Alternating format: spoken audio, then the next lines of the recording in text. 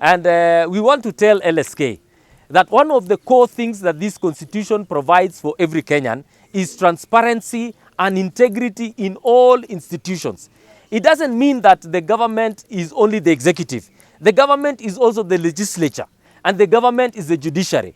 If there is rot in the judiciary, we must speak as a nation and tell ourselves that this rot must be dealt with. So we are going to deal with corruption in the judiciary, we are going to deal with corruption in the executive, and we will make sure that we talk about the corruption also in the legislature, so that the nation may be able to know that we want transparency in the things that, that are being done. When LSK tells us that you cannot talk about the judiciary, what are they saying? Are lawyers confirming to us that we don't want to deal with corruption in the judiciary? Or are they saying that we cannot deal with corruption in the judiciary because they are beneficiaries of corruption? We want to make sure that this country remains clean, and we, the MPs of the Kenya Kwanza, and those who support the plan that was instituted by the president, we want to say as follows, that LSK be made aware that we are going to talk about corruption, whether it is within the judiciary or the executive, and even the corruption in the villages, or even corruption in our schools. We will talk about them because we want our schools and our institutions to do the best thing to serve the people. Who doesn't know, for sure, who doesn't know that corruption is one of the main things that we are dealing with?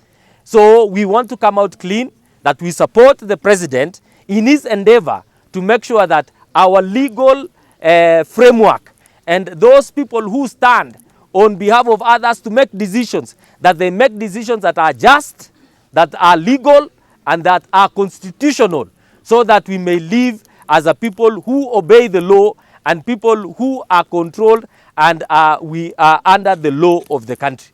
To that extent, we support the president in his programs to fight corruption, in his programs to implement the plan, in his program to lift the people of Kenya from bottom up, so that this program of the bottom-up economic model transforms this nation. We support the government in the transformation of our health sector.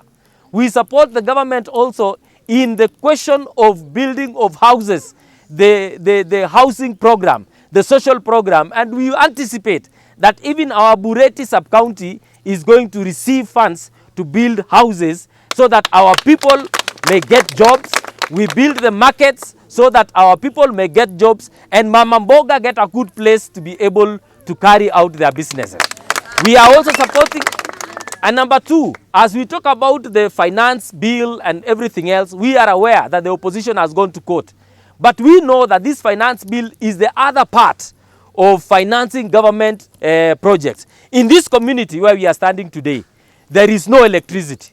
And we are looking upon the government to make sure that they provide electricity to the people, and it's only through the taxes that we pay. And that's why we are supporting the government of Kenya Kwanza, that this finance bill must be implemented in full.